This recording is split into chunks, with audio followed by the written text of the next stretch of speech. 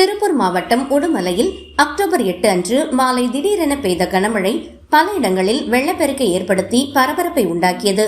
நேற்று காலை முதலே வானம் மேகமூட்டத்துடன் காணப்பட்ட நிலையில் மாலை நேரத்தில் திடீரென இடைவிடாமல் 1 மணி நேரத்துக்கு மேலாக கனமழை கொட்டி தீர்த்தது. கடந்த ஒரு வாரமாக கடும் வெப்பம் நிலவி வந்த நிலையில் திடீரென பெய்த மழையால் பொதுமக்கள் மகிழ்ச்சி அடைந்தனர். ஆனால் உடுமலை நகராட்சியில் சாக்கடைகள் முறையாக தூர்வாரப்படாத காரணத்தால் கோவை திண்டுக்கல் தேசிய நெடுஞ்சாலையில் கழிவு நீருடன் மழைநீர் சேர்ந்து கடுமையான வெள்ளப்பெருக்கு ஏற்பட்டது. இதனால் அரசு பேருந்துகள், சரக்கு வாகனங்கள் மற்றும் இருசக்கர வாகனங்கள் தண்ணீரில் தத்தளித்து சென்றன. அந்த நேரத்தில் தளிரோடு சிக்னல் பகுதியில் இருசக்கர வாகனத்தில் சென்ற பெண் ஒருவர் எதிர்பாராத விதமாக சாலையில் வழுக்கி கீழே விழுந்து காலில் லேசான காயமடைந்தார். இதையடுத்து அப்பகுதி மக்கள் அவரை உடனடியாக மீட்டு அருகில் உள்ள மருத்துவமனைக்கு அனுப்பினர். மேலும் உடுமலை வட்டாட்சியர் அலுவலகம் முன்பாக மழைநீர் புகுந்ததால் சம்பவ இடத்துக்கு வந்து தீயணைப்பு துறையினர் மின்மோட்டார் மூலம் தண்ணீர் அகற்றும் பணியில் ஈடுபட்டனர்.